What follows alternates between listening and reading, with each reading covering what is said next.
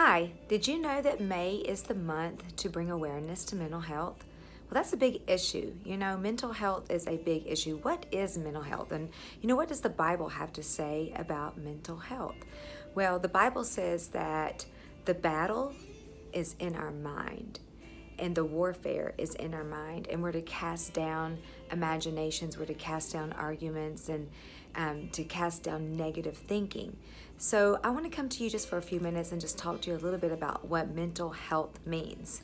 Mental health includes our emotional, physiological, and social well-being.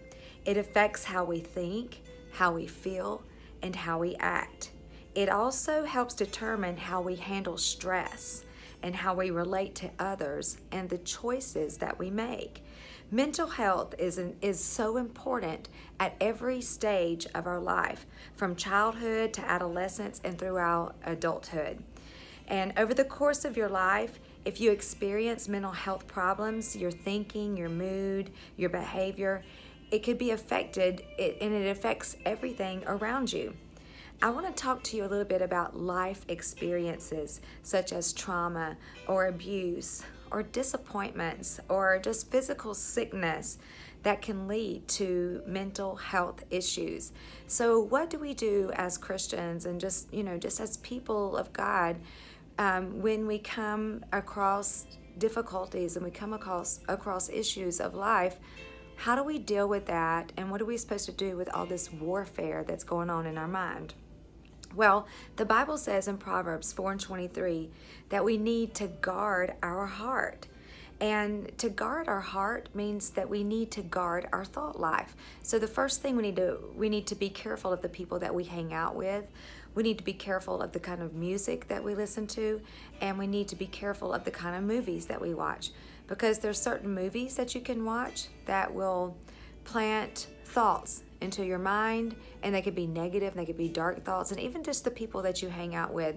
So when the Bible says that you're to guard your heart, it means to guard your thoughts and your imaginations, and that determines what you think on and what you dwell on. And then the Bible says that out of that will flow the issues of life. Listen to this. It says, watch over your heart with all diligence. That means put your thoughts in a prison. Watch over them. Put chains around them.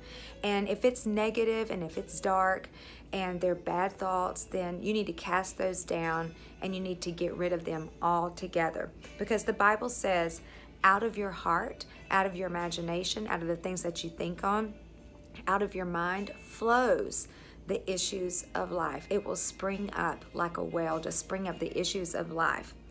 So we need to remember, in the same way that you go see a doctor for regular checkups, for your well-being and your health, we need to take inventory of our thoughts, and we need to have a checkup on our thoughts to see where our thoughts are lying.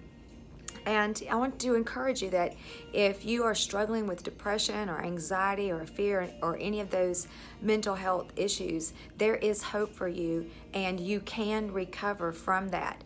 And I want to let you know that you can recover without drugs. You don't have to have drugs, and you don't have to fall into that category, or I can't get out of this deep, dark pit unless I have some kind of drug to pull me out. So let's take some inventory right now. I want to ask you to join me with this list that I've made of early warning signs if you are struggling, or if you know of someone that is struggling with anything like this.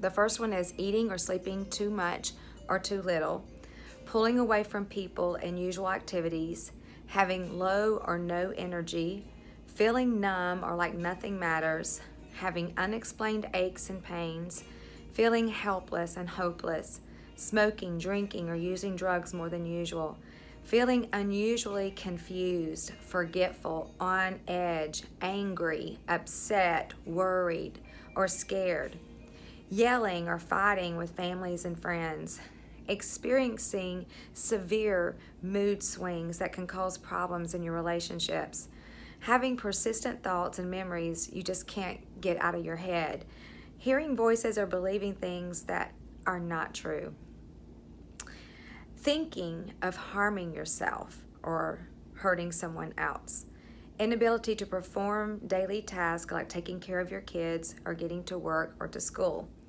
Now, the Bible says that we're to take all of these thoughts into captivity, and life happens. Mondays happen. Yesterday was Monday.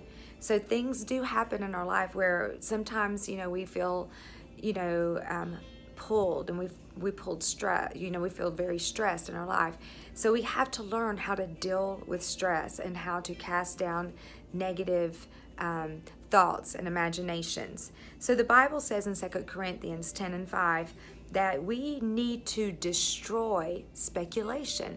We need to destroy negative thinking, imaginations that exalt itself against God and the knowledge of God. Well, what does that mean? It means anything that God is not thinking and God is not saying and God is not doing, and the activity of heaven and the will that God has for you, and you dwell on those, and you're dwelling in negativity and depression and dark and low places, then God has given you the ability and the power not only just to get rid of that thought, but to destroy that thought. You can cast that thought down. And the way that we destroy that thought and that negative thought and we get rid of it for good is by replacing it with another thought. You replace the lie with the truth. Now, this is what you have to realize what a healthy mind looks like. I want you to say that with me, healthy. If you look at that word healthy, if you split it in half, it means heal thy. See, to be healthy, you have the potential to heal yourself just by the thoughts that you think and the things that you dwell on. So, positive mental health allows people to do this. They realize their full potential. They understand and know how to cope with stresses of life. That means that they're not ignoring that there's problems in life, and you're not ignoring that there is stress, but you're learning how to cope with it and how to deal with those things. And you work productively and you make meaningful contributions to your community. And ways to maintain positive mental health include this: getting professional help if you need to. I want you to know that we need to talk to people. You can find a counselor at school, you can find a pastor or someone to talk to, or go to a Christian counselor and talk with someone about the issues that you're having. And like, if you're angry all the time, if you're tired, if you're overeating and you're not eating enough, or you're sleeping too much or not getting enough rest, sometimes you just need someone to come along the side of you and help you deal with those things, and you learn how to deal with it and realize that it's normal to have emotions and to have feelings, and to have like some days that are just manic Mondays. Sometimes we can have just a bad day, but it doesn't mean that you have a bad week and you have a bad life. So the people that have bad days but don't have a bad life is because they've learned how to cope with the stresses of life.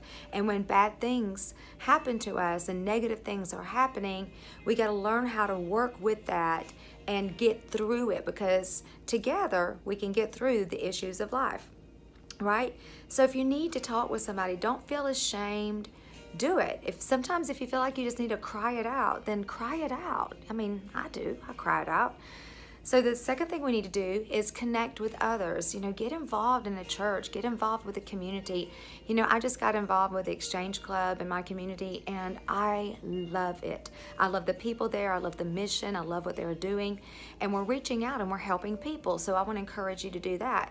The more that you stop thinking about how bad that you have things, and you get out of yourself, and you reach out into your community and you start helping someone else, you're going to find yourself pretty soon coming up out of that dark pit. So staying positive, taking those negative thoughts, exchanging them for positive thoughts, that makes the biggest difference. We need to stay positive about our life. There's too many negative things going on already in this world.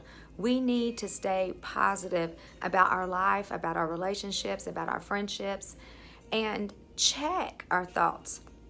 Check our conversations that we're having. Are we negative? Are we gossiping? Are we talking about people? To have a healthy mind is to check your thoughts and make sure that you're dwelling on the right things, and that you're not having secret sins such as envy, jealousy, and that you're not comparing yourself to other people. but embrace all of who you are and how God made you and the call that's upon your life, and then work on your life. I mean, that's powerful all by itself. Work on your life. Take a good look in the mirror and say, hey, what do I need to change about me? And then the next thing we can do is get physically active. Join the gym, go for a walk, take a yoga class, do something, get physically active. And then find something that you can help others. How can you get involved? Can you get involved in your church, in your community? By joining, like I said, I joined the Exchange Club, but we also have different ministries in our church where we reach out to the community. You need to do that. And then the other thing is you need to get enough sleep. I have my phone set, and in the area where the clock is and your alarm is, I can set my sleep time where it reminds me an hour before it's time for me to go to bed to get 8 full hours of sleep. I don't always obey it. I don't always do it, but at least I have it there and I'm working toward it, and I'm aware of it that I need to get rest, all right? And then you need to develop coping skills. Listen, we have Google. Google knows everything. If you don't know how to cope with whatever you're going through, Google it. Google, how do I cope with anger? How do I cope with jealousy? How do I cope with debt? I mean, whatever the issue is and whatever that you've been thinking on and it's just bringing you down and you just having those negative thoughts, Google it.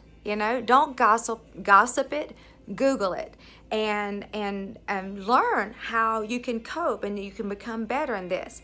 If you start focusing on you and the things that you need to do to change your life, pretty soon you're going to come up out of that pit, and you're going to come up out of that darkness, and you're going to be productive in your life, and you're going to find that your life will be changed just by your thoughts. So that's just a little bit of food for thought to bring awareness in the month of May to mental wellness. Have a great day.